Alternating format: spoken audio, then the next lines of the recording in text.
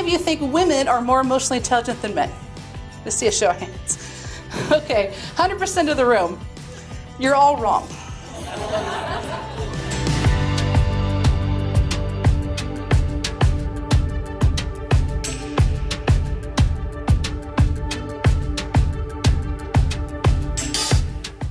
Dr. Andrews' session today was just so relevant to my life and to my company. So we're a husband and wife team. I co-founded the company with my husband, and many of the things that she talked about today were just really something that we're trying to break through for barriers within our own culture, within our own organization. Okay, so what's the take-home of all this? The take-home is very different perceptions by our coworkers and our leadership teams. They have a very real impact on promotion.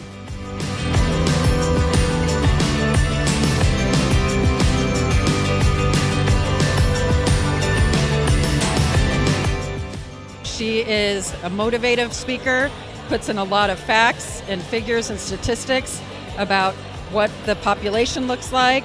So 5.4%, that number has barely budged in 30 years.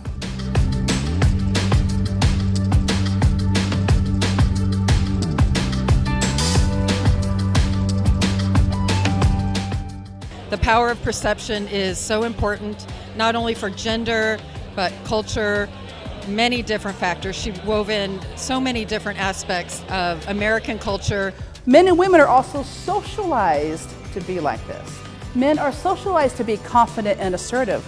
Women are socialized to be empathetic and great at relationships. She was great. She was engaging. She created discussion around the participants on what they can do to make a difference tomorrow. Let's take a few minutes to do a group share because I would love to hear from you. And again, adults learn from each other. Yeah, I thought Shawn was dynamic. People were able to engage throughout the process, and definitely recommend her to others in the future.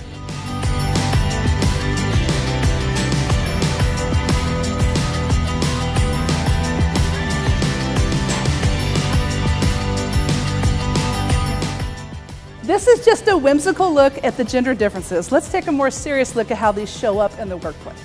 Because of how we're socialized and because of our neuroanatomy differences, men and women approach virtually every aspect of business differently. I thought it was a really great overview of some of the things that are going on in corporate America, and I think it's great because it definitely highlighted a lot of things that I think a lot of us don't always spend time thinking about because we're moving so quickly in our day-to-day.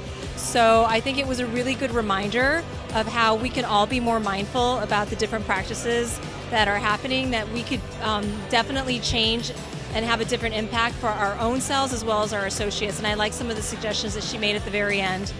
So I want you to run a little experiment, especially the women in the room. The next time you're approached with a project that you've never done, say, boss, I got it, I'm on it, and you go figure it out.